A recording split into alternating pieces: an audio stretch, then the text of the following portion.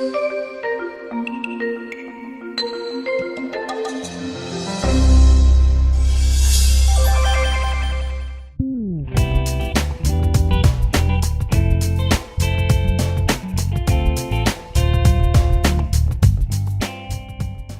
no podía ser de otra manera, agradecer a la señora presidenta del Consejo Nacional la oportunidad que se me brinda y muy especialmente al director de la escuela, Arturo Celedón, mi querido amigo Fernando Galo Marroquín, admirado colega, por permitirme participar en este modelo de formación a distancia, que espero que solo sea telemática, pero no desde luego en el afecto ni en la cercanía emocional, en este nuevo modelo, insisto, y darme también de alguna manera el honor de inaugurarlo, ¿no?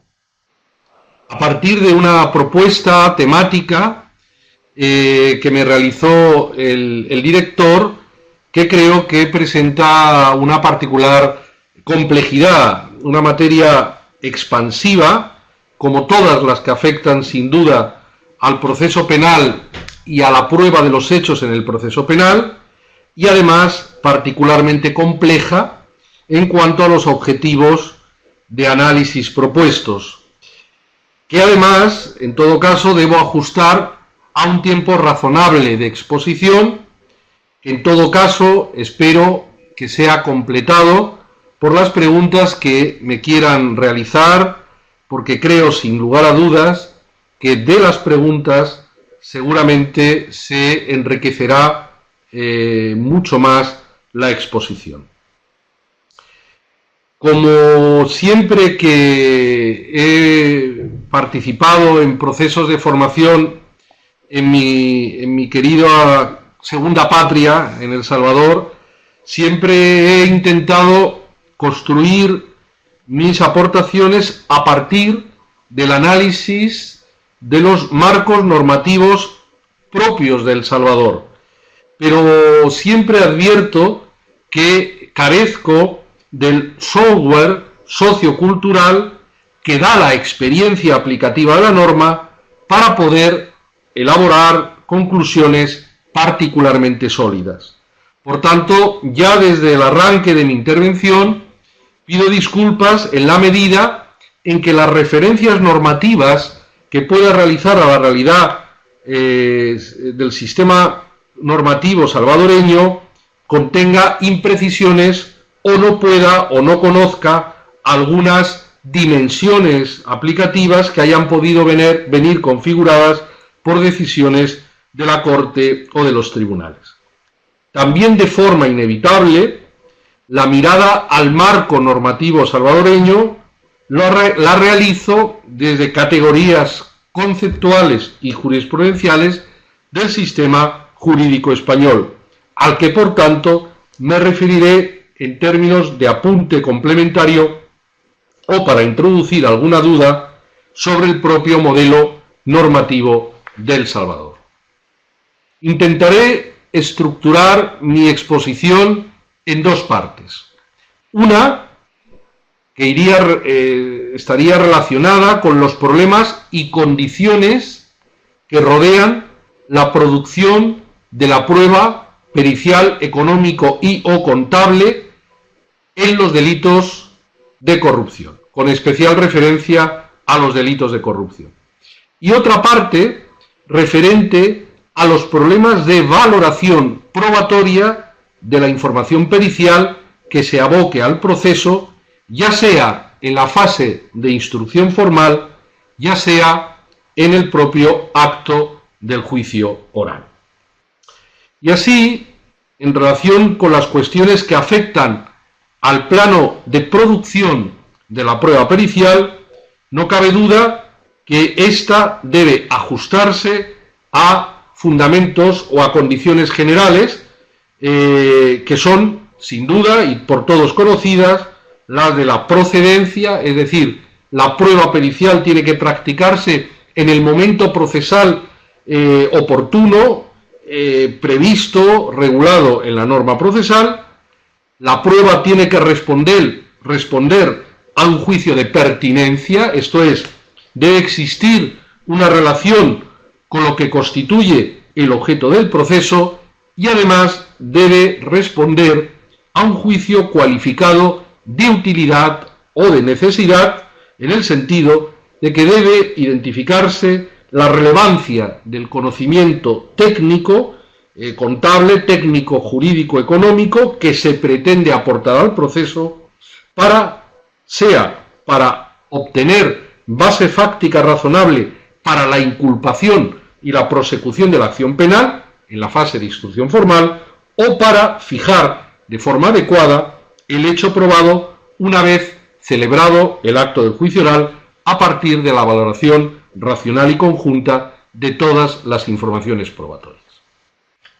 En cuanto a la procedencia, esta aparece, como todos y todas conocen, regulada en el artículo 301 y siguientes del Código Procesal Penal.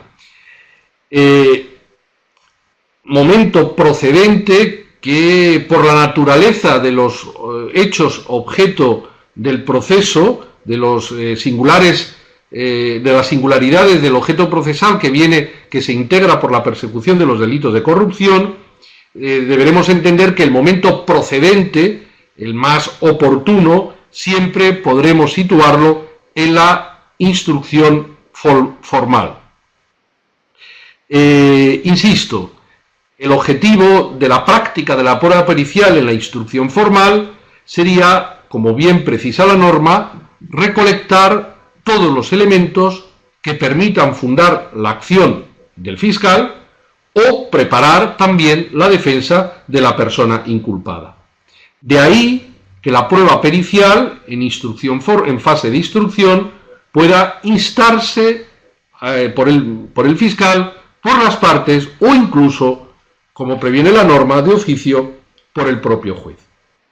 Es importante destacar, y es un dato del que todos participamos, la importancia que adquiere en el modelo probatorio salvadoreño el artículo 176, que consagra el principio de libertad probatoria, de libertad de pruebas, es decir, la posibilidad de practicar instrumentos de facilitación de información valorable por el tribunal mediante mecanismos no típicos, no institucionalmente diseñados, siempre y cuando, nos dice la norma, en su producción se respeten las garantías fundamentales. Creo que ese es un tema muy importante, el de la libertad probatoria, el de la posibilidad de introducir instrumentos de información probatoria distintos, no estrictamente correspondientes a la naturaleza institucional de la prueba pericial, y que creo que pueden adquirir una particular relevancia precisamente en la instrucción y en el enjuiciamiento de delitos de corrupción. A ello me referiré posteriormente. ¿Qué proyección tiene el principio de libertad probatoria en la buena probanza, valga la expresión, de los hechos punibles relacionados con los delitos de corrupción? La pertinencia y la utilidad aparecen de la mano, precisadas en el artículo 177 del Código Procesal, que parte de un presupuesto muy apodíctico, muy esencial, muy combinatorio para los operadores del sistema, y es que la prueba impertinente es inadmisible. Por tanto, partiendo de la necesidad como presupuesto básico de identificación de pertinencia, sin embargo, la identificación de pertinencia es un módulo de medición relativamente fácil de activar. Será prueba pertinente, será prueba pericial pertinente, toda aquella que tenga como objeto la acreditación de hechos que sean objeto del proceso. Por tanto, la pertinencia solo reclama una vinculación factual entre el objeto de la prueba y el objeto del proceso. El canon que resulta más delicado es el canon de la utilidad, es decir, como estándar de adecuación. Y este estándar de adecuación, basado en la idea de la utilidad, es evidente que puede modularse. Es decir, La impertinencia es razón de inadmisión. La pertinencia prima facie es condición de admisión del medio de prueba, pero no es condición suficiente. Tiene que identificarse también utilidad. Bien, la utilidad, decía, puede modularse, es decir, puede rechazarse la práctica de un medio de prueba pertinente siempre que puedan darse criterios de oportunidad procesal, de fines acreditativos, de economía procesal, de eficacia reconstructiva, de rendimientos informativos y además por la aplicación de reglas de carga de prueba. El juez o el tribunal puede rechazar un medio de prueba propuesto por una parte si considera que la parte no tiene la carga de probar el hecho a cuya probanza está prevista, sirve el medio de prueba. En todo caso, el juicio de pertinencia y de utilidad debe formularse, y creo que esto es lo más importante, a partir de una suficiente identificación del objeto procesal. Es importante recordar que la pericia no tiene como finalidad aportar los hechos del proceso, sino aportar reglas, fórmulas, el software, valga la expresión, que permita al juez o al tribunal una adecuada, una mejor, una más valiosa evaluación de los hechos punibles objeto del proceso. Y esto creo que es un punto de partida absolutamente trascendente. El juicio de pertinencia y de utilidad de la prueba pericial comporta una obligación judicial de producción particularmente relevante. El juez o tribunal tiene la carga de fijar el objeto pericial, carga que se contempla explícitamente en el artículo 232 del Código Procesal Penal.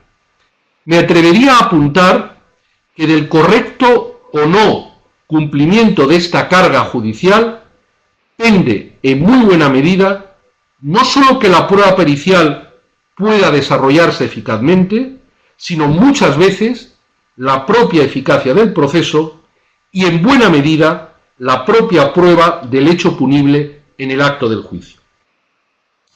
Y yo creo que para fijar de forma adecuada el objeto de la pericia, el juez, el tribunal, debe tomar muy en cuenta los elementos de la tipicidad para cuya acreditación resulta necesaria la prueba pericial.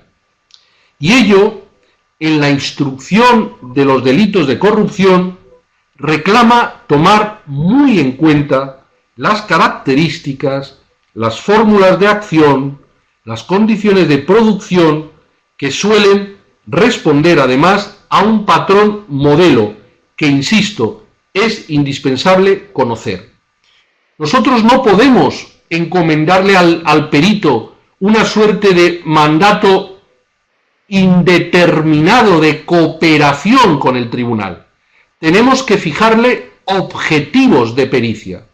Y el objetivo de pericia, para que resulte pertinente, para que resulte útil, para que resulte eficaz, para que no comporte dilación inadecuada del proceso, para que pueda ser adecuadamente evaluada, para que pueda producir rendimientos reconstructivos, tiene que ajustarse a los objetivos propios del enjuiciamiento penal, que en el caso de prueba de acusación significa la acreditación de aquellos elementos normativos o descriptivos de los tipos penales para cuya acreditación necesitamos conocimientos técnico-periciales.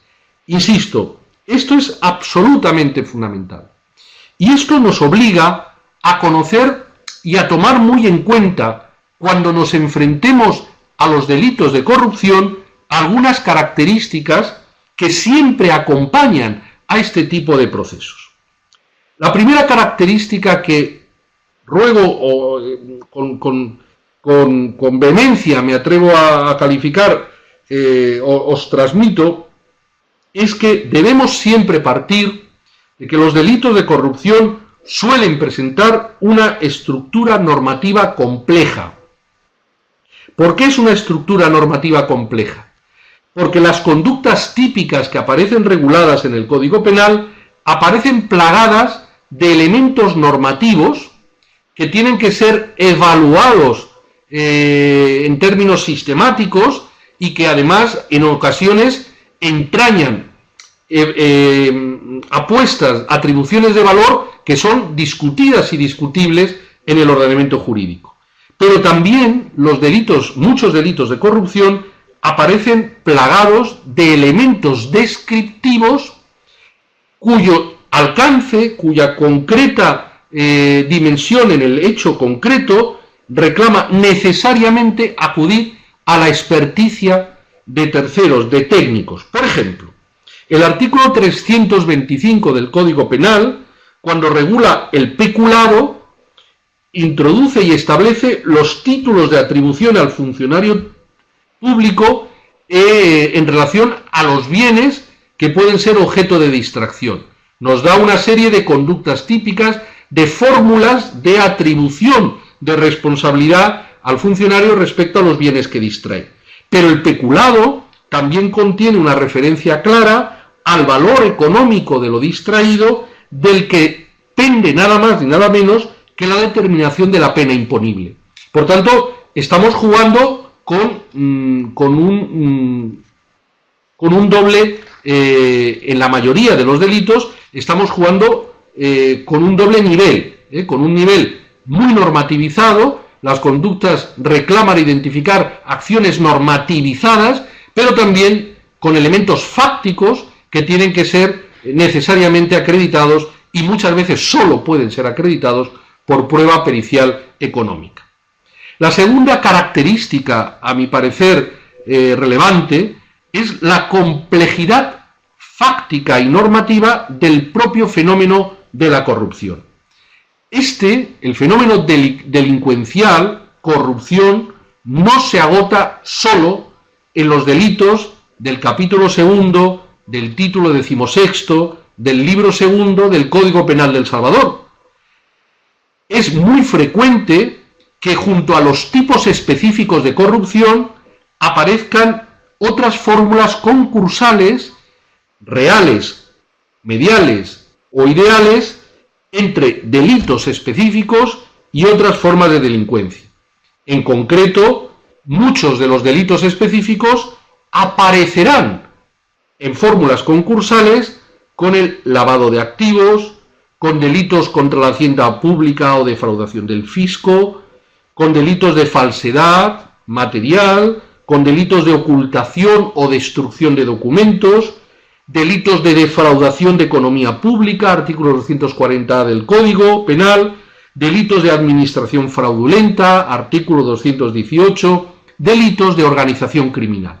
Por tanto, los operadores, los fiscales que tienen encomendado el ejercicio de la acción, pero los jueces de instrucción que tienen en la instrucción formal el deber de procurar las adecuadas condiciones de sustanciación y de ejercicio de la acción, cuando hablamos de corrupción, y cuando hablamos de corrupción en el sector público, se van a enfrentar a un micromundo normativo, es decir, a un buen número de figuras delictuales, cada una de las cuales se tienen que identificar los planos de acción y los planos de interacción. Y por tanto, hay una propuesta de entrada siempre compleja.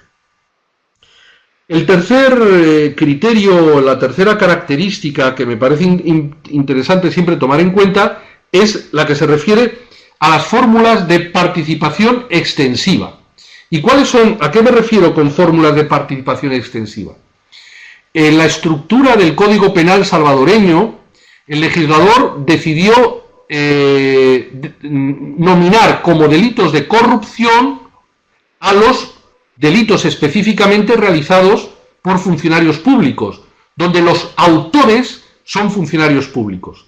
Pero es evidente que en una buena mayoría de los delitos cometidos por funcionarios públicos de corrupción están también los corruptores en un sentido amplio, que son personas particulares. Por tanto, hay una interacción entre intraneus, es decir, entre los autores en sentido estricto, y los extraneus, que pueden actuar en los delitos de corrupción en otras fórmulas de participación, como puede ser la inducción o la cooperación necesaria. Por tanto, eso también nos va a plantear un interesante problema de identificación de las formas de autoría.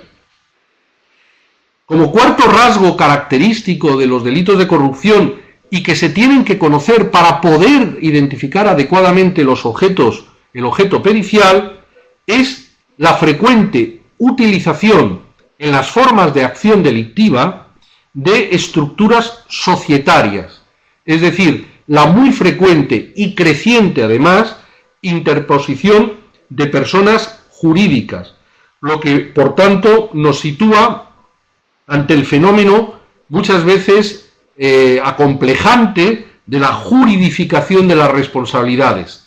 Por tanto, las formas societarias que se caracterizan por una enorme capacidad de mutación, por una enorme capacidad de duplicación, por una enorme capacidad de ocultación. Y eso nos va a obligar muchas veces a desmontar la estructura societaria, identificar los planos fiduciarios que ocultan la juridificación. Y este es el otro rasgo que quiero destacar: la muy frecuente utilización en los delitos de corrupción específicos y en los delitos de corrupción concursados, mecanismos negociales fiduciarios, lo que nos obliga a fórmulas que acá se conoce como el levantamiento del velo. ¿Qué hay detrás del negocio que tiene una apariencia formal, que tiene una apariencia causal, que responde a un objeto lícito, que aparenta una conformidad con las normas institucionales que regulan el intercambio de bienes y servicios, pero que detrás, precisamente, actúan como pantallas para evitar observar en su estructura causal un verdadero negocio, un verdadero mecanismo de ocultación favorecedor de las conductas típicas de corrupción? Otro elemento muy importante al que los operadores del sistema deben prestar atención cuando se enfrentan a la investigación de los delitos de corrupción es los flujos de capital y las operaciones que podríamos llamar deslocalizadas. Esto es, la frecuente y cuanto el nivel de corrupción se sitúe en términos cuantitativos en un nivel de especial importancia cuantitativa, o cuando los sujetos activos de la corrupción respondan a estructuras mucho más organizadas, mucho más cualificadas, mucho más poderosas, vamos a tener que tomar muy en cuenta el elemento, la aparición de elementos de extranjería, valga en el clásico lenguaje del derecho internacional privado, elementos de extranjería en el proceso penal, lo que nos va a provocar evidentes dificultades en la obtención de las fuentes de prueba y la necesidad de acudir a instrumentos de cooperación internacional. El séptimo rasgo que debe tomarse siempre en cuenta es las dificultades probatorias que siempre concurren en este tipo de investigaciones. Algunas de tipo logístico, es decir, cuando nos enfrentamos a estructuras societarias, a organizaciones criminales que utilizan la juridificación de la actividad económica corrupta para ocultar y lavar en los ciclos de blanqueo, para ocultar los beneficios obtenidos de los delitos específicos de corrupción, vamos a enfrentarnos a un problema de escasez de medios investigativos. Generalmente el Estado dispone muchas veces de menos medios de los que en ocasiones disponen las organizaciones criminales corruptas. Por tanto, los jueces, los tribunales, el Ministerio Público está obligado a una política de constricción eficaz de los medios de prueba. Por eso es muy importante, enormemente trascendente, que sepamos decidir con precisión qué debe ser objeto de prueba pericial y veremos después la consecuencia en relación al adecuado nombramiento de peritos. Si me permitís, ya sabes que acá utilizamos con los colegas el tuteo y quiero que lo recibáis como, evidentemente, como un signo de afecto. Es muy importante no malgastar la escasa munición de la que disponemos, de la que el sistema judicial dispone para la persecución de delitos de particular gravedad. Por tanto, hemos de ser conscientes de los problemas logísticos y también hemos de ser conscientes de las dificultades de calidad reconstructiva de los medios de prueba. Es decir, el lavado de activos y de dinero muchas veces reclamará el cúmulo de microindicios, es decir, tendremos que trabajar a partir de esquemas de prueba indiciaria para poder obtener finalmente una imagen probatoria suficientemente de calidad para poder reconstruir el hecho y la participación criminal de los responsables. Por tanto, eso, cuando hablamos generalmente en este tipo de delitos, no vamos a encontrar con facilidad pruebas directas, no vamos a encontrar fuentes probatorias basadas en la confesión o basadas en la identificación de instrumentos de pago o de cohecho que nos permita perfectamente identificar que el funcionario ha recibido una retribución injusta y quién lo ha pagado. Generalmente vamos a tener que acudir a mecanismos reconstructivos complejos que reclamarán un esfuerzo muy importante mediante mecanismos indirectos. Y dentro de estos mecanismos de reconstrucción probatoria adquiere sin lugar a dudas una particular relevancia reconstructiva la prueba pericial.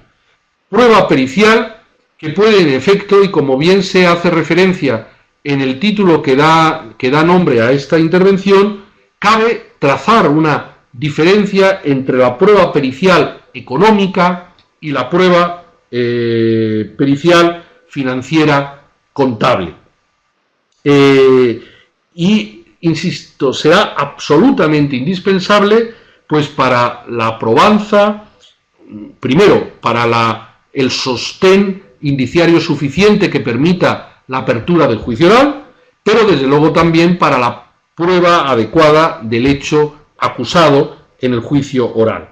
Delitos como lavado, como enriquecimiento injustificado, son absolutamente indispensables la práctica de la prueba pericial económica o la prueba pericial contable. Partiendo, por tanto, de la complejidad investigativa y de la necesidad de garantizar la utilidad de la prueba que se ordena y de la propia eficacia del proceso, que además, no lo olvidemos, en el modelo salvadoreño y desde hace poco recientemente el modelo español está sometido a plazos instructores, por tanto, el tiempo también determina la eficacia del proceso, o sea, no disponemos de todo el tiempo posible, sino tenemos plazos máximos de instrucción que no pueden superarse, y como decía, la delimitación del objeto pericial resulta decisivo. Y por tanto, debe identificarse cuando se encomiende la pericia a los peritos, debe identificarse qué elementos fácticos pueden y se busca su acreditación mediante información pericial. Y debe determinarse con suficiente claridad y que no es incompatible con fórmulas flexibles. Debemos decirle al perito qué información esperamos que nos aporte. Por ejemplo, si el objeto procesal viene integrado por hechos presuntos constitutivos de peculado y de lavado, el juez no debe encargar al perito que le determine qué relación funcional vinculaba al investigado con los bienes presuntamente distraídos. Eso es una cuestión puramente normativa. Para eso no nos hace falta un perito económico o un perito contable. No nos tiene que identificar todos los elementos normativos de la acción típica. Lo que tenemos que pedirle al perito, en el caso del peculado, es que nos evalúe económicamente la distracción, la valoración económica del patrimonio y para ello también, además de la evaluación económica de lo distraído, también le podremos pedir que nos haga una evaluación económica del patrimonio del presunto autor antes y después del acto de distracción, de apropiación, porque eso es lo que nos va a permitir también, a partir de ese elemento de la evaluación del patrimonio preexistente y posterior, identificar elementos que nos sugieran precisamente las conductas de enriquecimiento. En el caso de que se aprecien fórmulas de ocultación o encubrimiento del autor o de terceros, mediante el uso, por ejemplo, de sociedades, le podremos pedir al perito contable que nos identifique el estado económico-financiero de la sociedad y además su realidad contable. ¿Para qué? Pues para identificar la correspondencia entre las operaciones que aparecen reseñadas en los respectivos libros y la realidad económico-material de la sociedad, lo que nos va a permitir efectivamente trazar una imagen de relación instrumental entre la acción de distracción, la ocultación mediante técnicas de negociación aparente y el resultado final blanqueador. Por tanto, esta es la clave, saber identificar qué debemos pedirle al perito. Por ejemplo, en el tipo de negociaciones ilícitas o de cohecho, deberíamos pedirle al perito que nos determine el valor económico de las consecuencias derivadas, por ejemplo, sobre la economía o el erario público. Es interesante, y a mí me ha llamado relativamente la atención, cómo en la incriminación de los delitos de corrupción en el Código Penal salvadoreño, y salvo error u omisión, solo en el delito de peculado se establece con la necesidad de fijar la cuantía del objeto distraído para determinar las consecuencias punitivas de la conducta.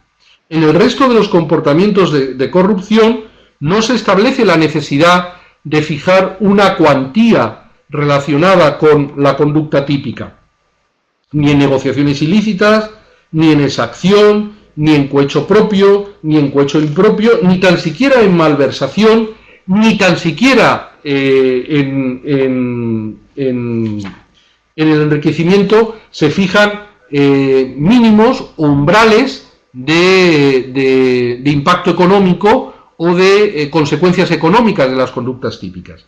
Pero el hecho de que los tipos penales no contemplen o no exijan como elementos de tipicidad la evaluación del perjuicio económico o del valor de la cosa distraída o de la evaluación de la cosa que se ha retirado de alguna manera del destino al que estaban previstas, como en el delito de malversación, eso no significa que el valor no sea relevante. ¿Para qué sirve el valor económico? Las consecuencias económicas derivadas de los comportamientos de malversación, de negociación ilícita, de exacción, o de concusión. Pues evidentemente pueden ayudar y son importantes para determinar la pena puntual. No es lo mismo el valor del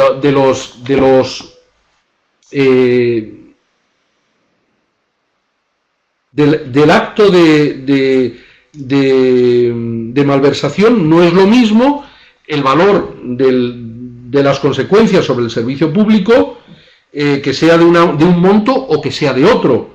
No es lo mismo para el cohecho propio evaluar la cantidad de dádiva o de ventaja indebidamente obtenida. Eso nos permite graduar la pena. A mayor valor de la dádiva, a mayor valor de la ventaja indebidamente obtenida, cabrá justificar una mayor pena para el funcionario corrupto. También, naturalmente, para el establecimiento de la responsabilidad civil derivada del delito, también es importante la fijación del valor económico de las conductas corruptas. Y, naturalmente, para delimitar los efectos del decomiso, donde es importante también la identificación, insisto, la traducción económica concreta de los comportamientos delictivos. Y eso es complejo y muchas veces tendremos que acudir a la prueba pericial económica.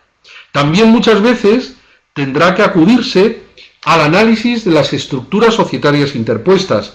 Sin lugar a dudas, por ejemplo, en el enriquecimiento ilícito, en el artículo 333, el funcionario de autoridad pública que con ocasión del cargo de sus funciones obtuviera un incremento patrimonial no justificado, será sancionado con prisión de 3 a 10 años. Muchas veces este incremento patrimonial lo tendremos que identificar, no tanto en el patrimonio nominativo de la persona física, sino mediante el análisis económico-financiero, económico-contable de las sociedades participadas, dirigidas materialmente por el funcionario corrupto. Esto es, sin duda, en el enriquecimiento ilícito, nunca nos vamos a encontrar con aumentos de patrimonio neto perfectamente identificables del patrimonio neto del funcionario como persona física. Generalmente los comportamientos de enriquecimiento ilícito vienen acompañados de fórmulas instrumentales mediante las que se crean estructuras societarias que permiten de alguna manera derivar las ganancias ilícitamente obtenidas del abuso de la posición pública e intenta de alguna manera, es un modelo de acción, una suerte de tipo específico mucho más vinculado a las estructuras clásicas del lavado, del blanqueo de dinero y de activos. Por tanto, habrá que acudir también muchas veces al análisis pericial de las estructuras societarias que se han utilizado para la comisión del hecho delictivo. Claro, en el artículo, por ejemplo, 328, cuando se refiere el Código Penal al funcionario público que, debiendo intervenir por razón de su cargo en cualquier contrato, licitación o cualquier operación, se aprovecha de tal circunstancia para forzar o facilitar cualquier forma de participación directa o por persona interpuesta en tales negocios, nos dice: el funcionario que por razón de su cargo interviniera en cualquier contrato, suministro, licitación o subasta en que estuviera interesada la hacienda pública y aceptare comisiones o porcentajes en dinero u otras dádivas que le ofrecieren los interesados o intermediarios, claro, aquí hay una evidente llamada al extraneus. Por tanto, también será objeto pericial los flujos de pagos, los flujos monetarios, los flujos prestacionales que pueden provenir de aquellos que aparecen precisamente como corruptores, es decir, los que el Código Penal denomina como intermediarios o interesados en la negociación ilícita. Por tanto, como podéis ver, el objeto pericial puede ampliarse no solo al análisis del patrimonio del funcionario corrupto, sino también la necesidad de analizar el patrimonio físico o jurídico de las personas jurídicas constituidas por los corruptores, es decir, por aquellos que aparecen como intermediarios o interesados. La determinación del objeto pericial, por tanto, de los delitos de corrupción económica, girará sobre dos tipologías, a mi entender, claves. Uno, la pericial, lo que podríamos llamar pericial estrictamente económica, cuyo objeto fundamental será encargarle al perito que nos evalúe, o sea, que nos dé el valor de una empresa, de una línea de negocio, de participaciones, de acciones, que nos valore los intangibles de una sociedad, que nos valore las prestaciones que constituyen el objeto de los contratos o de las condiciones contractuales, que nos evalúe el daño producido o los costos sobre el erario público derivados de los delitos de corrupción, que nos evalúe el valor de la distracción realizada por el funcionario corrupto, que nos evalúe los costos de oportunidad en los supuestos de distracción de determinados bienes o caudales públicos. Y el otro gran, modelo o instrumento pericial serán las periciales contables, cuyo objeto es diverso al de las periciales económicas. La pericial contable lo que le vamos a pedir al perito es que nos identifique el nivel de fiabilidad de los estados financieros de las sociedades que actúan en el entramado criminal como instrumentum criminis, es decir, como fórmulas de ocultamiento o fórmulas de favorecimiento de las acciones típicas de corrupción. Y por tanto le vamos a pedir que nos dé cuenta, que nos identifique a partir de la aplicación de sus máximas de experiencia técnica, que nos identifique si existe o no reflejo de determinadas operaciones en los libros de contabilidad, o incluso podemos llegarle a solicitar que nos haga una auditoría de las propias cuentas de estas sociedades de las que se sospecha han actuado como instrumentum fraudis, como instrumentos criminis, que nos identifique, por ejemplo, la correspondencia contable en relación a los patrimonios y además, sobre todo, como nos vamos a enfrentar a un fenómeno de mucha complejidad factual, en el sentido de que las sociedades muchas veces actúan dentro de lo que se conoce como fórmulas de juridificación compleja, es decir, las sociedades actúan dentro de grupos de sociedades y por tanto en estructuras societarias mucho piramidales, le vamos a pedir que nos identifique, que nos dé una imagen contable, de fidelidad contable, no solamente de una concreta sociedad, sino muchas veces tendremos que pedirle el análisis contable, la imagen contable de la sociedad y del grupo de sociedades en la que esta sociedad se inserta. Recuerden que el concepto de grupo de sociedades viene basado en la idea, o se funda en la idea, de que sí, con independencia de que cada una de las sociedades ostenta su propia personalidad jurídica y por tanto actúa con responsabilidad societaria en el tráfico jurídico, sin embargo, se puede trazar una suerte de comunidad de intereses a partir de la identificación de una unidad o de una cierta estructura centralizada en la toma de decisiones societarias. Por tanto, el concepto grupo de sociedades es un concepto relativamente indeterminado, relativamente dinámico, relativamente impreciso, que muchas veces nos va a obligar a identificar quién está tomando, cuál es el sujeto físico, la persona física o jurídica, porque también puede ser jurídica, que toma las decisiones que de alguna manera determinan los comportamientos societarios de las sociedades que componen el grupo. Generalmente, en los delitos de corrupción, sobre todo cuando las dádivas, el patrimonio ilegítimamente desviado se introduce en los circuitos de lavado, generalmente uno de los mecanismos más frecuentes de lavado y blanqueo es precisamente los mecanismos de contratación entre sociedades. Estos mecanismos de contratación ficticio entre sociedades generalmente es un buen elemento para identificar grupo de sociedades. Por tanto, insisto, la pericial contable muchas veces tendrá que extenderse el objeto al análisis de los estados financieros contables, no solo de una sociedad, sino de todas aquellas que aparecen en el grupo de sociedades. Bien, a partir de la identificación del objeto pericial, es decir, sabiendo exactamente o con cierta precisión qué debemos pedirle al perito, podremos identificar mejor qué cualificación técnica debemos exigirle al perito.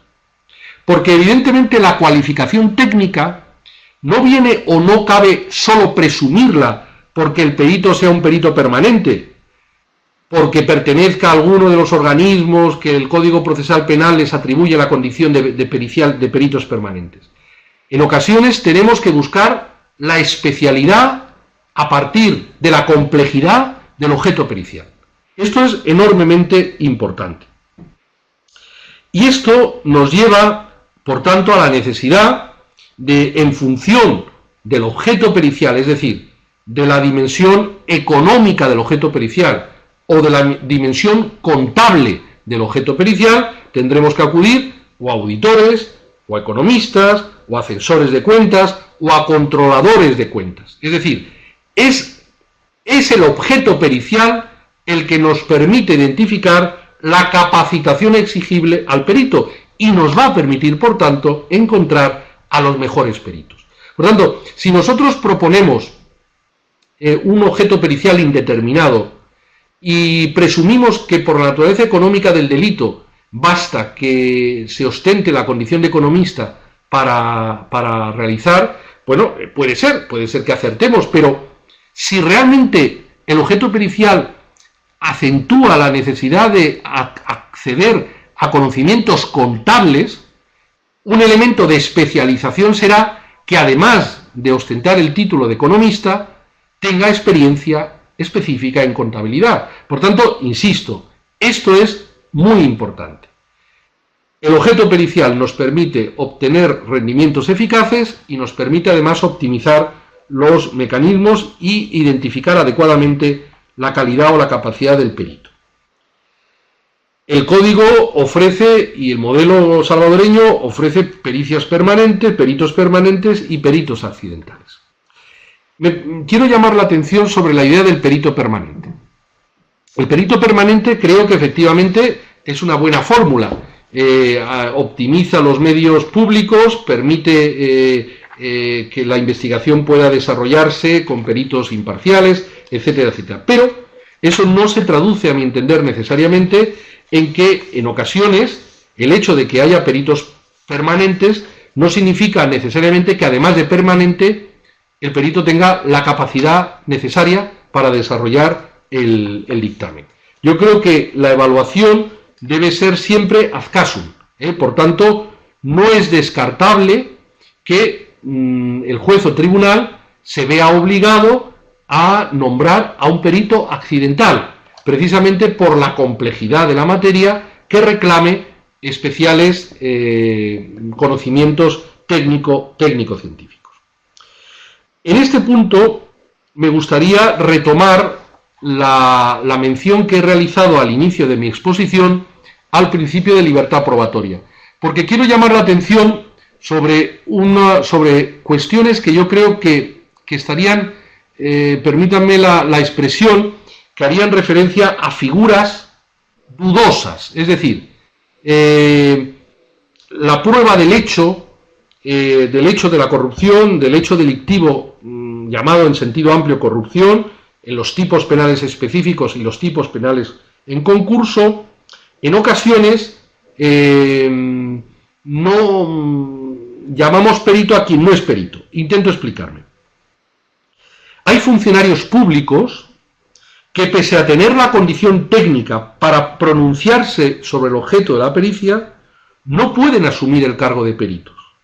Y no lo pueden asumir precisamente por haber previamente participado, buscado, delimitado los hechos punibles o partes de ellos que constituyen el objeto procesal.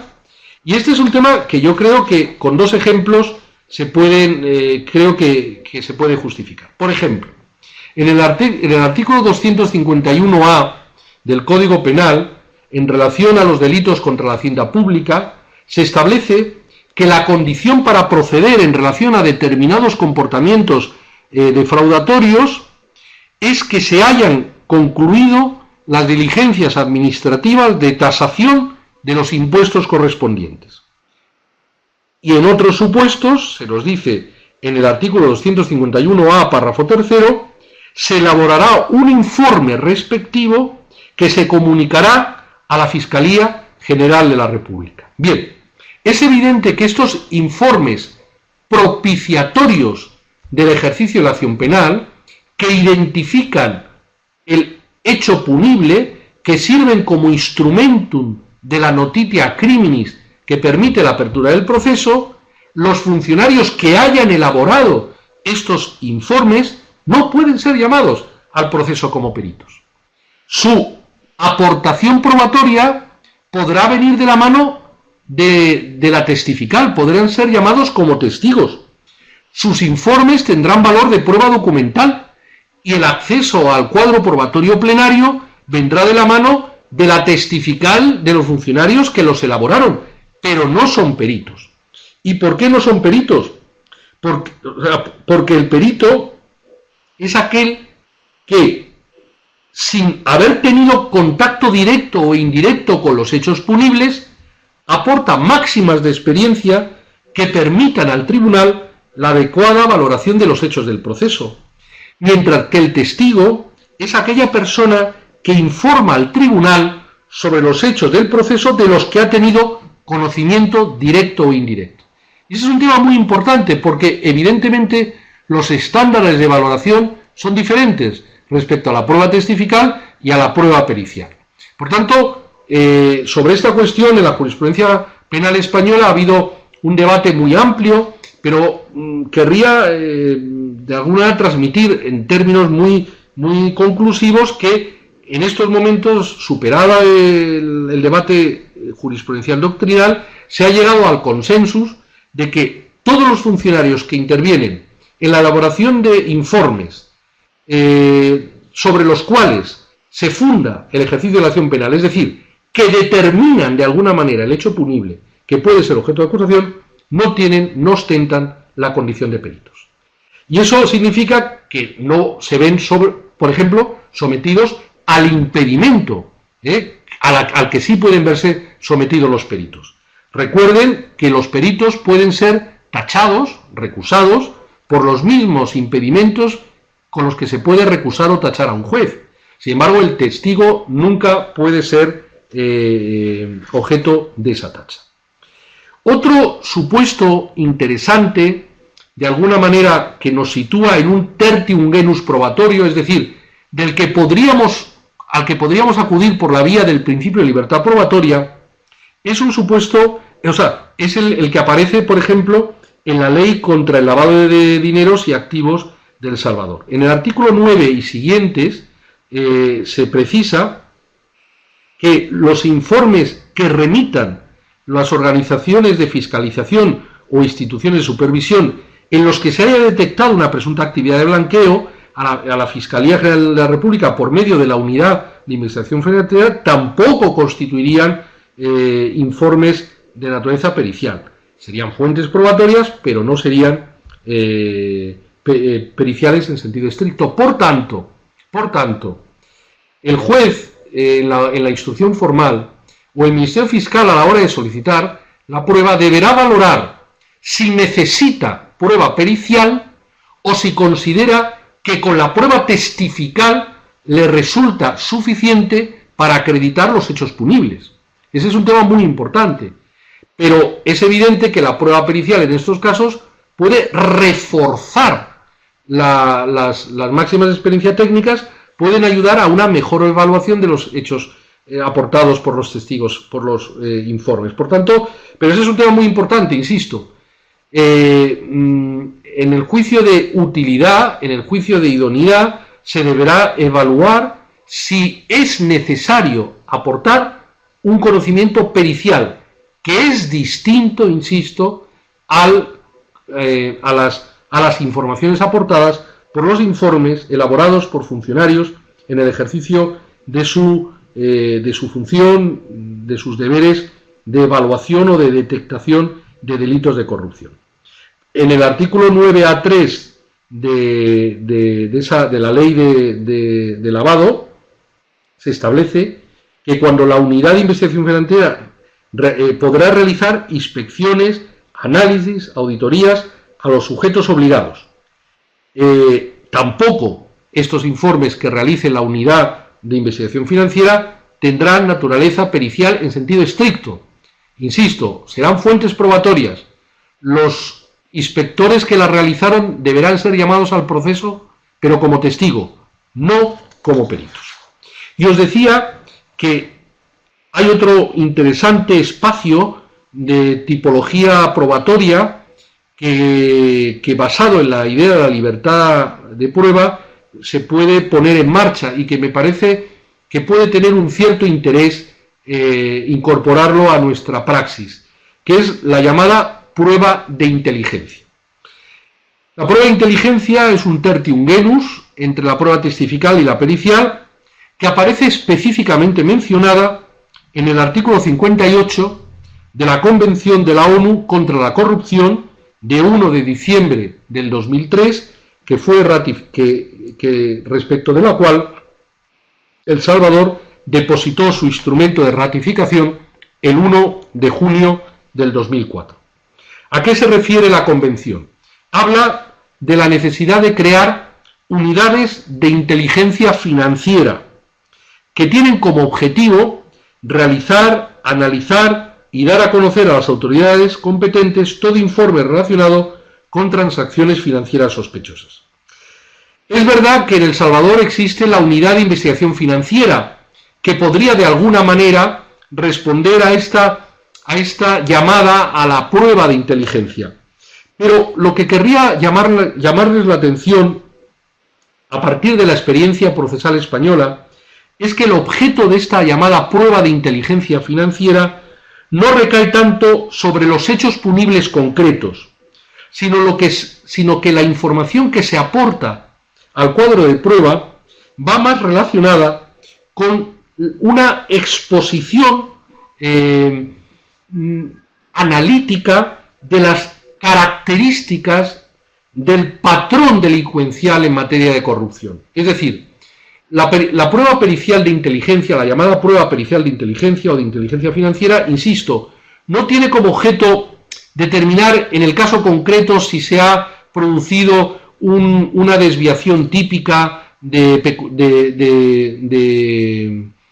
fondos públicos, si se ha producido un comportamiento de lavado, sino que lo que los informantes transmiten al tribunal es, sobre todo en las estructuras criminales organizadas, sobre todo en los grupos criminalmente organizados, lo que aportan es, a partir de las experiencias obtenidas en casos similares, aportan un patrón explicativo. O sea, cómo se comporta el grupo criminal en la producción, valga la expresión, de comportamientos delincuenciales de corrupción.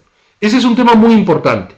En Italia, que saben que tienen graves problemas de estructuras mafiosas, de grupos de organización criminal, y con una infiltración muy notable en las estructuras públicas y en los procesos de tomas de decisión que afectan sobre todo a las obras públicas, de alguna manera es en Italia donde nace esta prueba de inteligencia financiera. Es decir, yo lo que le voy a explicar al tribunal es cómo se comportan las estructuras criminales, cuáles son los procesos decisionales, cuál es la estructura por la cual se transmite verticalmente las órdenes, cómo se desarrollan los mecanismos horizontales de ocultación y lavado de capitales. Insisto, es la aportación de información sobre un patrón de comportamiento criminal, no necesariamente vinculado o relacionado a los hechos concretos objeto de ese proceso.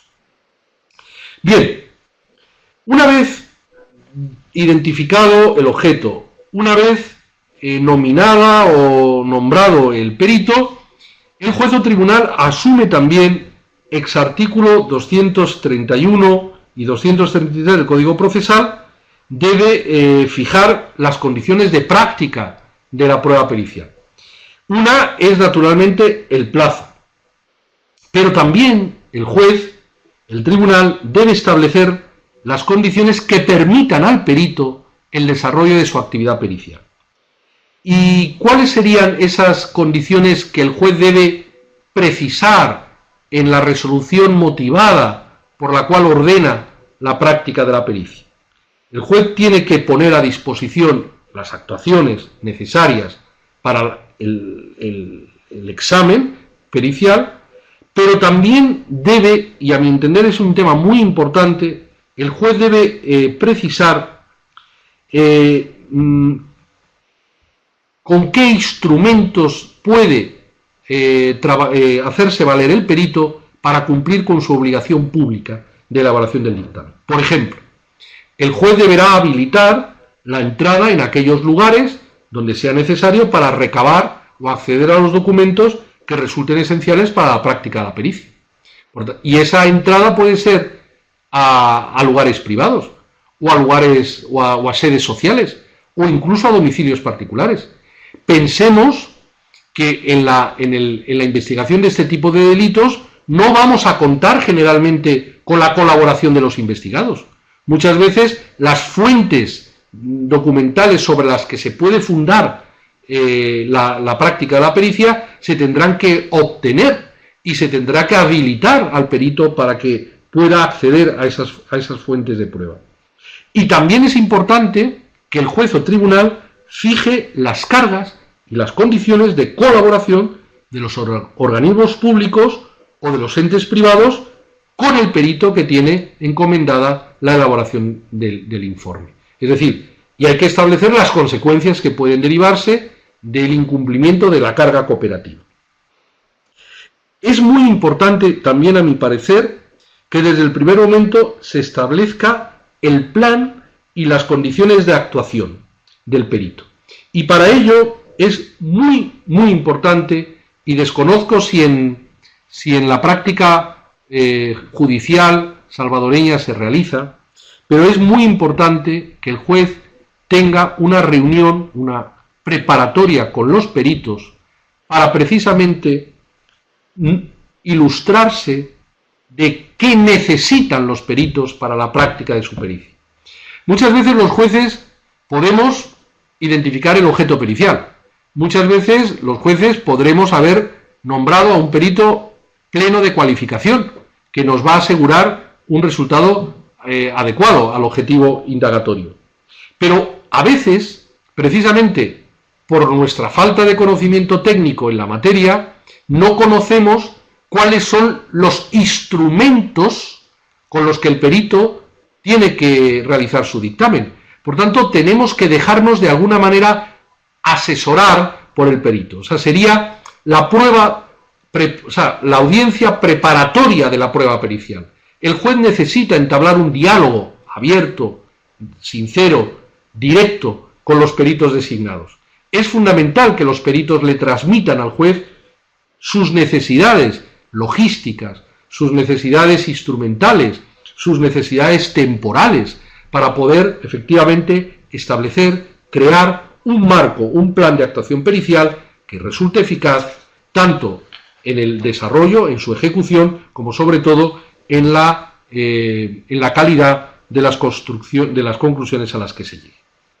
Esta, naturalmente, es la otra parte de la producción de la prueba pericial que quiero poner de relieve brevemente, es la necesidad de elaborar el dictamen. Pero aquí me parece que es muy, muy importante que el perito, el juez le transmita al perito, desde el primer momento, desde el momento del encargo pericial, la necesidad de que satisfaga estándares de adecuación formal y material. Es decir, el dictamen no puede responder ni a cualquier forma, ni puede tener cualquier contenido. Tiene que ajustarse a exigentes condiciones de producción formal y material. Naturalmente, la ley nos dice qué debe contener el dictamen. El artículo 236 del Código Procesal Penal de El Salvador es claro al respecto. El dictamen incluirá la descripción de las personas, del objeto y del hecho examinado, las cuestiones objeto del peritaje, la relación detallada de las operaciones, de su resultado y de la fecha en que se producen y las conclusiones. Y además se nos dice cualquier otro dato surgido de la pericia y de las investigaciones complementarias que resultaren recomendables ponerlas de manifiesto por razón de la profesión, ciencia del perito. Pero creo que este contenido normativizado que el dictamen al que debe responder no es un numerus clausus. Creo que es importante para dotar al informe pericial de mayor autoridad epistémica, cognoscitiva. Creo que es muy importante que el perito describa bien la metodología utilizada en el desarrollo de la pericial, que también nos dé cuenta de los documentos o de las fuentes documentadas utilizadas en su elaboración, que nos dé cuenta también de los modelos o de los estándares internacionales utilizados para la elaboración de las conclusiones, y algo que me parece muy, muy importante y que en mi práctica judicial reclamo constantemente a los jueces de instrucción, es que exijan en la pericial al perito un tesauro terminológico. ¿Qué es un tesauro terminológico? Pues una definición precisa, concisa, clara, exhaustiva, detallada, de todos los conceptos técnicos que se utilicen en el dictamen. Uno de los problemas más importantes al que nos vamos a enfrentar a la hora de la valoración de la información pericial contable o económica es el problema del lenguaje. Son periciales con un alto nivel de tecnicidad, de uso, naturalmente, como toda ciencia, de uso de parámetros significantes propios y de significados propios. Por tanto, los jueces tenemos una especial deber de competencia cognitiva y para eso tenemos que conocer qué significan los conceptos. Y para eso es muy importante que el perito nos aporte un tesauro, es decir, una exposición detallada, una enunciación detallada de las palabras, de los conceptos técnicos que utiliza y del significado que les atribuye. En las pericias económicas y contables y financieras existen protocolos estandarizados internacionales. Es decir, en la preparación de esta intervención he podido comprobar cómo las normas internacionales de auditoría, las NIA o las normas internacionales de contabilidad, las NIC o las normas internacionales de información financiera, las NIF, aparecen, tanto en los modelos que se utilizan en España como en los modelos de auditoría o de contraloría que se utilizan en El Salvador. Son normas de carácter internacional. Por tanto, tenemos que pedirle a los peritos que intenten ajustar su terminología y que intenten ajustar y justificar sus conclusiones a partir de las normas estandarizadas.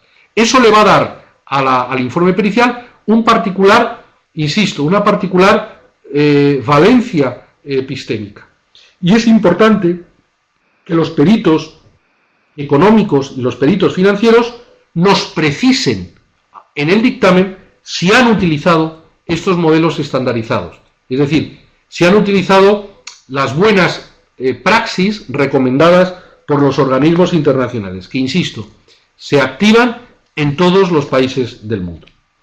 Hay una cuestión muy importante que me parece que es una precondición esencial para la adecuada valoración de la información probatoria a la que me referiré posteriormente.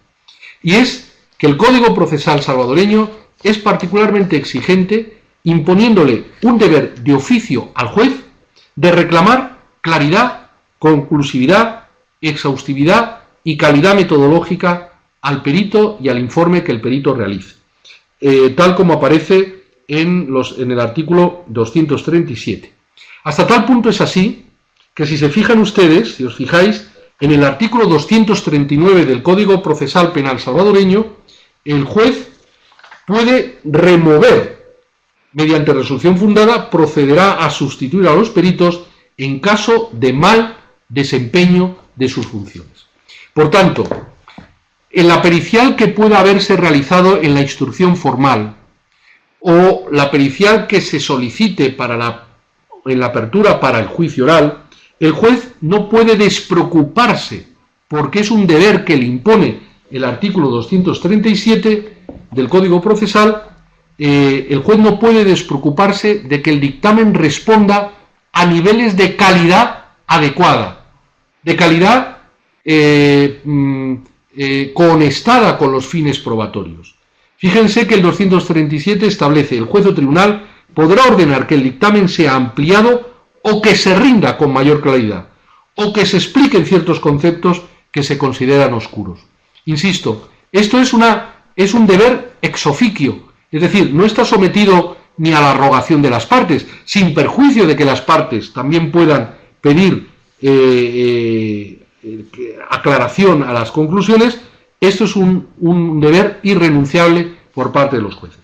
Por tanto, este deber de aclaración, que aparece como deber específico en la instrucción formal, naturalmente creo que puede trasladarse también a la emisión del dictamen en el juicio oral 387 y naturalmente, a mi entender, si se entendiera necesaria la ordenación de prueba pericial económico o contable como diligencia para mejor proveer en el artículo 390 del Código Procesal Penal. Por tanto, los jueces no podemos, en el modelo salvadoreño, situarnos en una posición pasiva, en una posición de recepción acrítica de la información pericial. Al menos tenemos que ser particularmente exigentes en el cumplimiento de las condiciones de presentación y en las condiciones metodológicas de elaboración de las conclusiones. Y no debemos cejar hasta que el perito nos aclare adecuadamente aquellos conceptos que entendamos que son oscuros. A partir de aquí, a partir de la elaboración del dictamen, de su emisión por el perito, del sometimiento de las conclusiones periciales a un modelo de intervención activa del tribunal para extraer la mayor claridad posible, nos queda la gran labor, que es la labor de la valoración de esa información pericial. Y la verdad, queridos y queridas amigas, en este punto, ciertamente, el Código Procesal no nos ayuda mucho. Lo que nos dice es que tendremos que hacer una evaluación, como no nos da elementos evaluatorios precisos, sino que nos somete, nos impetra que apliquemos la sana crítica, como esa especie de estándar indeterminado sobre el que los jueces debemos fundar nuestra convicción a partir de la valoración de los medios de prueba.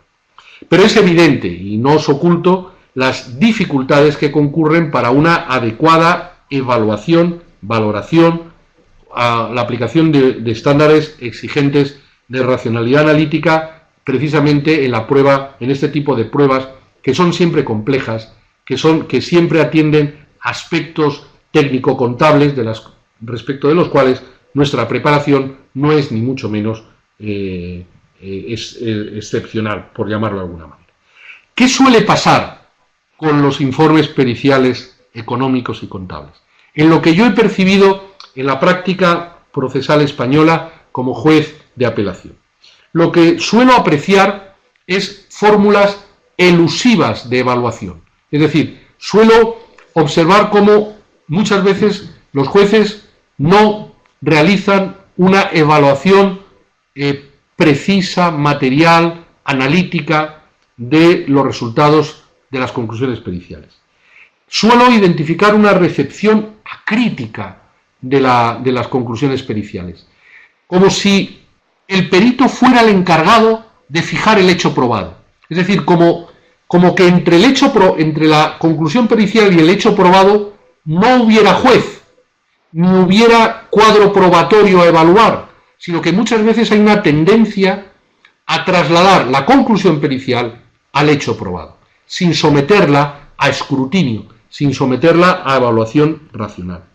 Muchas veces lo que he observado es que la valoración que se realiza de la información probatoria económico-financiera o económico-contable se limita a que el juez valida de alguna manera que se han cumplido las condiciones procedimentales de producción de la prueba. Y muchas veces a lo que me enfrento o lo que me encuentro es que el juez le atribuye valor reconstructivo a la conclusión pericial atendiendo solamente a que el perito es imparcial, o que el perito es permanente, o que el perito es un funcionario de la Contraloría Pública, o porque el perito proviene de la Unidad de Investigación Financiera. Pero no, insisto, un examen material de esa información. Muchas veces, por tanto, observo como si la evaluación probatoria, la valoración de la prueba, fuera una operación neutral, como si los jueces no tuviéramos nada que decir, que esto es una cosa de peritos, como si no fuera una cosa de jueces. Cuando todos sabemos que la racionalidad sustancial sobre la que se debe fundar una sentencia, sobre todo si es condenatoria, reclama del juez una evaluación personal de los medios de prueba individualizadamente y en su conjunto a partir de un análisis interaccionado de todos los resultados. Esta elusión generalizada en evaluar la prueba pericial técnica y la económico-contable parte o suele justificarse por una cierta idea de que los jueces, como no conocemos la técnica contable o no disponemos de las máximas de experiencia económicas, porque precisamente por no disponer de ellas acudimos a la prueba pericial, nos vemos dispensados de la necesidad de escrutar, evaluar la calidad de la conclusión pericial. Es una especie de silogismo que creo que está mal construido. Yo no tengo conocimientos periciales contables, por tanto se los atribuyo a un perito que me asiste, sus conclusiones no las puedo evaluar porque no tengo conocimiento pericial contable. Creo que es un silogismo mal planteado. Es cierto, y yo creo que no cabe negarlo, y lo afirma Tarufo en un trabajo muy interesante, que el juez no tiene, estaría bueno, la necesidad de poseer todas las nociones y las técnicas que requiere el perito para producir el informe. Pero ello, insisto, no nos puede excusar de la necesidad de incorporar a nuestro acervo cultural esquemas racionales que nos permitan establecer el valor de la prueba técnica a los efectos de la determinación del hecho. Como se refiere en una importantísima sentencia del Tribunal Supremo norteamericano, en el caso Dauber versus Merrell Dow Pharmaceuticals, que se ha convertido en el canon de la valoración probatoria de la prueba técnico-científica, el juez tiene la obligación de asegurarse que la técnica que se introduce en el proceso, sobre la que vamos a fijar los hechos probados del juicio, debe responder efectivamente a cánones de validez técnica, que responde a cánones que permiten su controlabilidad, que responde y su refutabilidad, y que además ese conocimiento técnico aparece aceptado por la comunidad técnica a la que corresponde el perito especializado en la materia.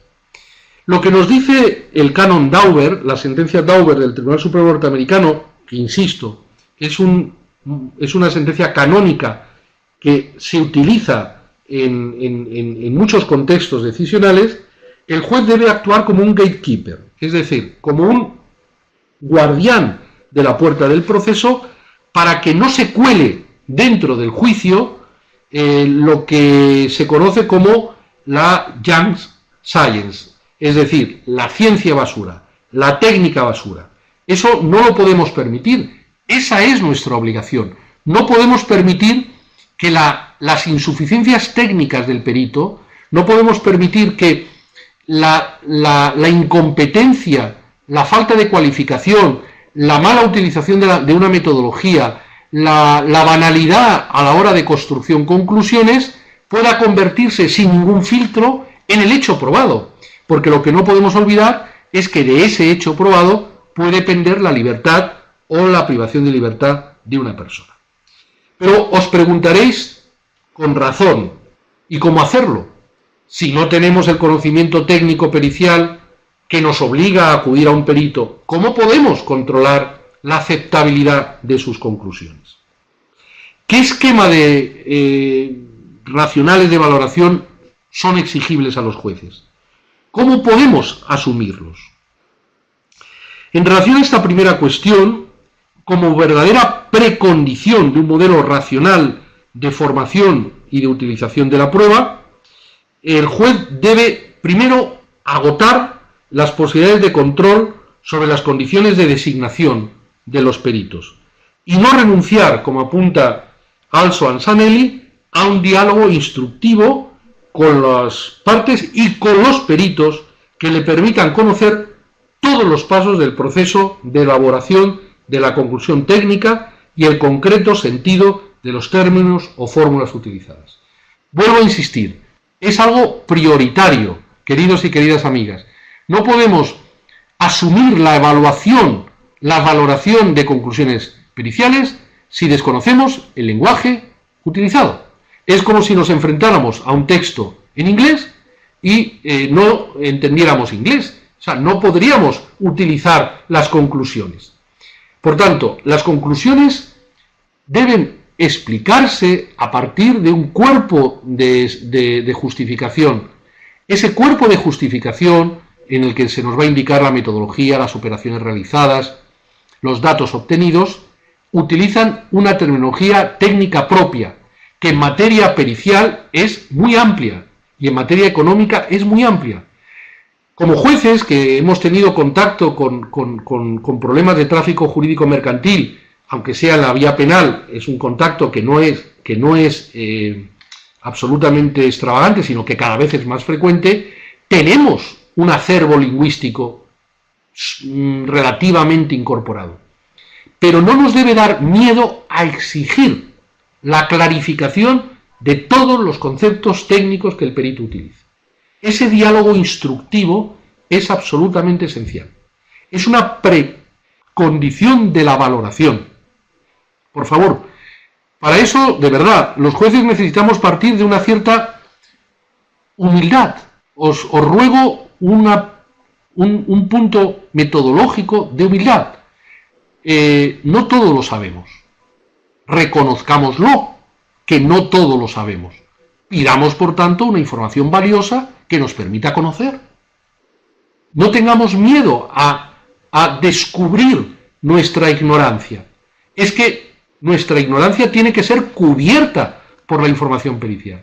Pero para eso necesitamos superar el aguijón semántico. Tenemos la necesidad de superar el problema del lenguaje. A partir de aquí, la validación de las conclusiones técnico-periciales contables o económicas, a partir del caso Dauber, podemos sugerir, creo que, tres reglas generales básicas de las que debemos partir para hacer la valoración de la información pericial. Una, que la conclusión técnico-económica o técnico-contable tenga fundamento fáctico. Es decir, no podremos validar ninguna conclusión si el perito no nos explica los hechos de los que parte en su análisis actuarial, en su análisis económico, en su análisis contable. Es decir, eso es absolutamente esencial.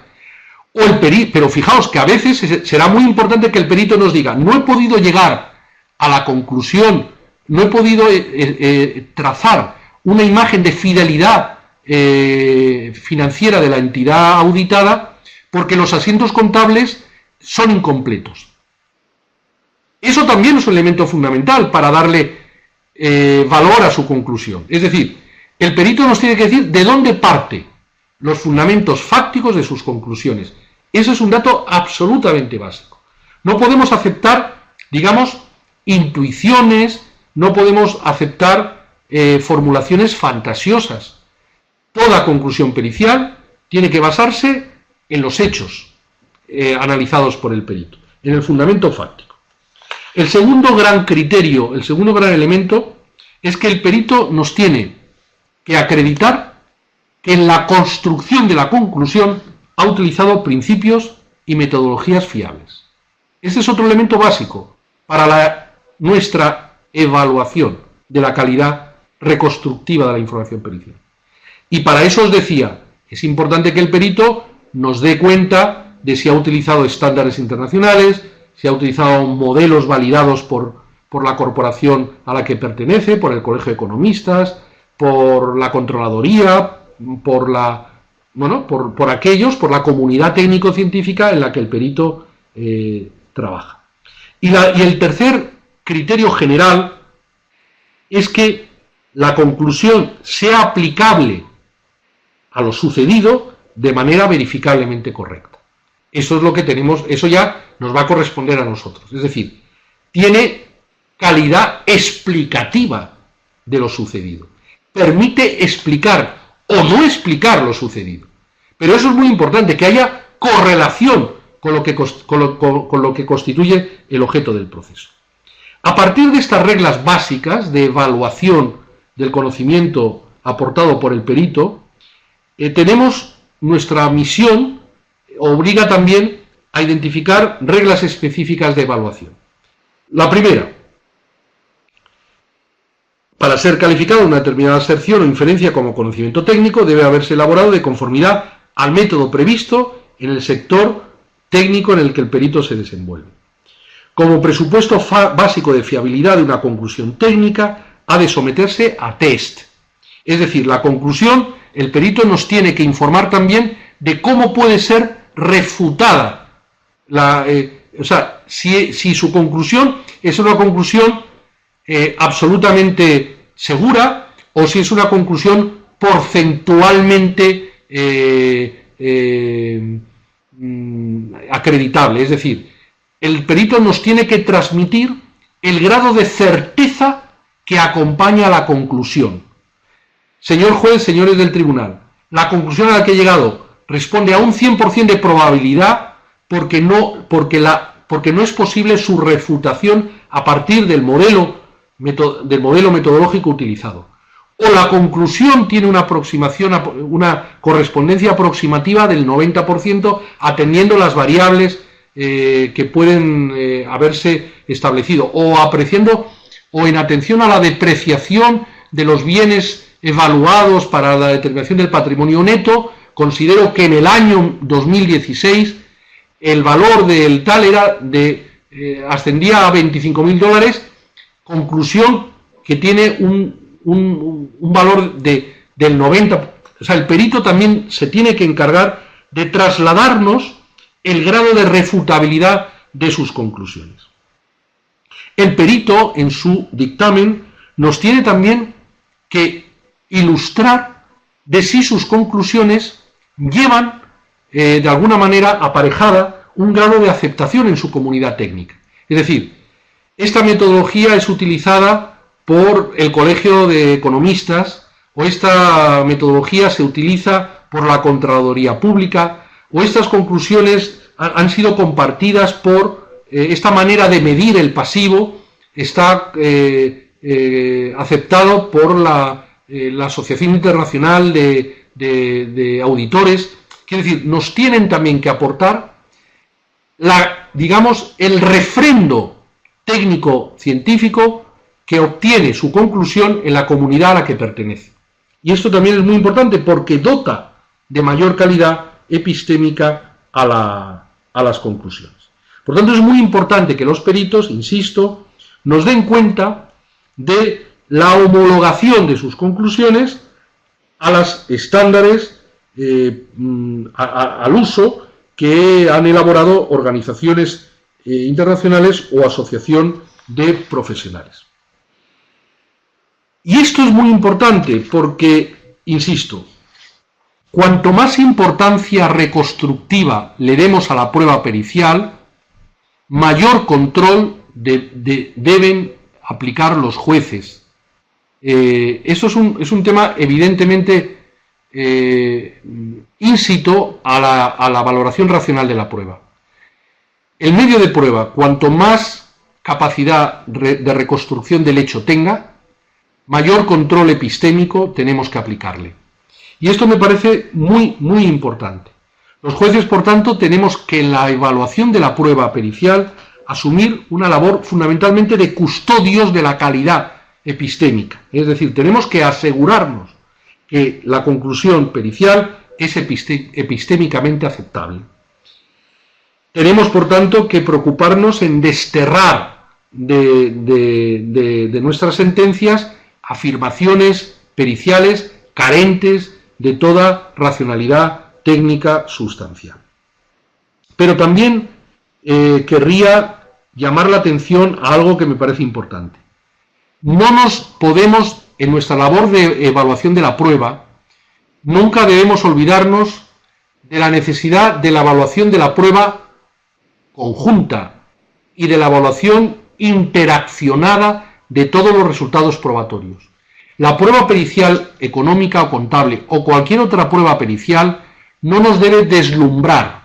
Es decir, las informaciones periciales pueden ser muy importantes, pero no podemos prescindir de someter, de atribuirles el peso reconstructivo a partir también de la evaluación de los otros instrumentos probatorios. Os decía antes, y recordad que es un tema muy importante, muchas veces en los delitos de corrupción os vais a enfrentar, en la evaluación probatoria, os vais a enfrentar a pericias que pueden tener contenidos en colisión, conclusiones contradictorias. Periciales aportadas por el Ministerio Fiscal, periciales aportadas por la defensa. Y podréis observar cómo, incluso partiendo de metodologías comunes, puede existir una contradicción en las conclusiones. ¿Me escucháis?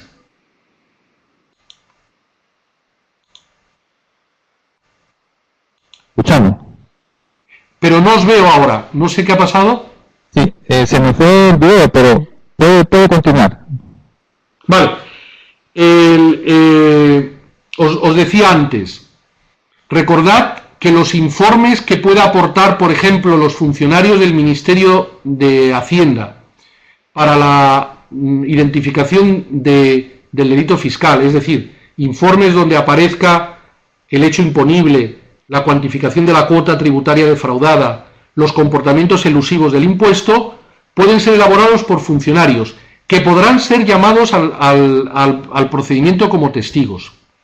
Y podrá ser que en ese procedimiento la defensa aporte periciales económicas que intenten combatir las conclusiones de los peritos de la acusación o de las informaciones aportadas por los testigos del Ministerio o por los funcionarios de la Unidad de Investigación Financiera.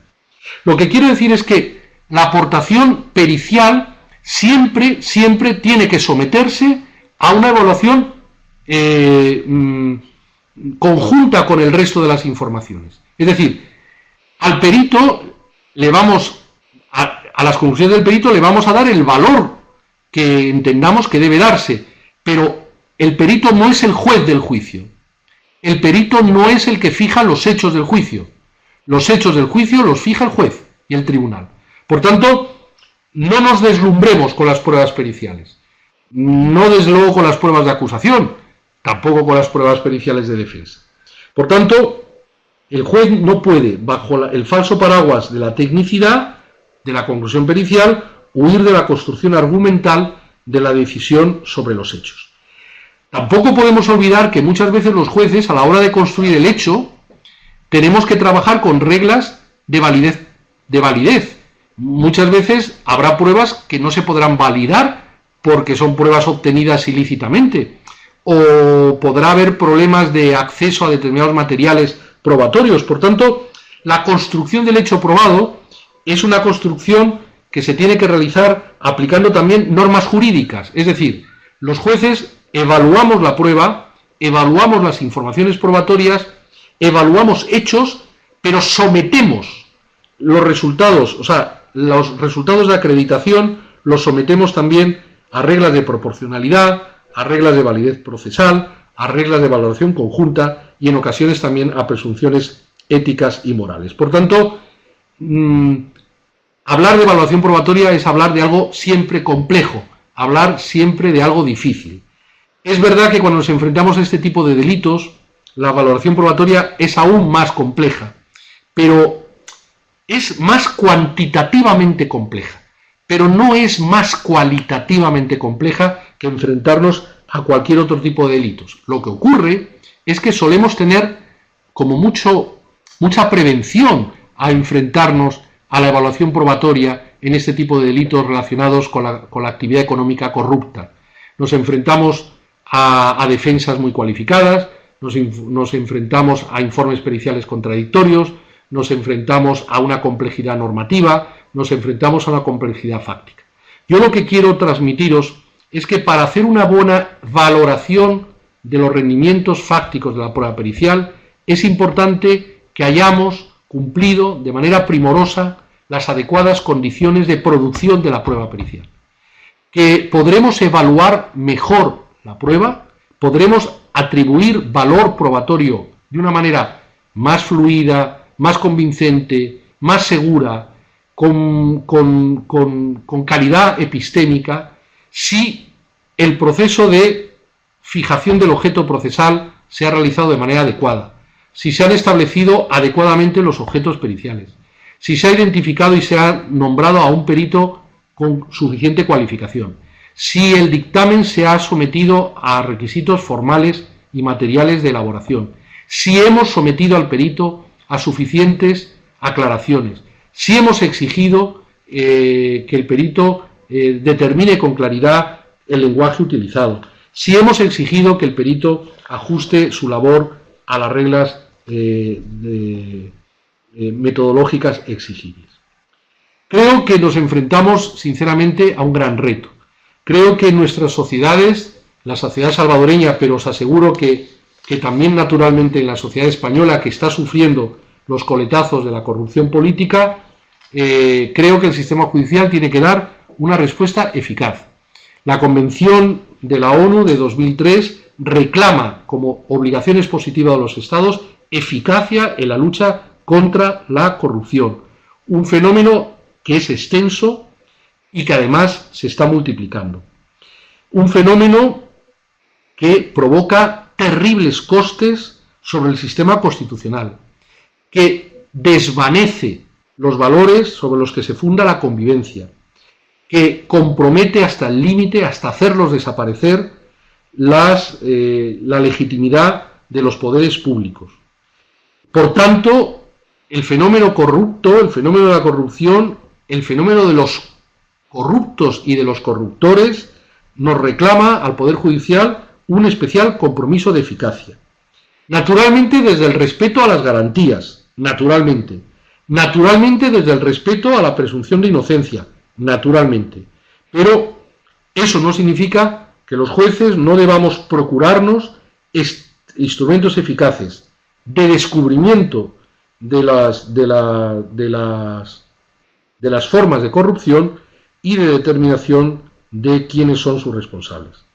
Y para ello, la pericia económica, la pericia contable, constituye muchas veces un mecanismo indispensable de acreditación indiciaria en una primera fase y de prueba del hecho en una segunda.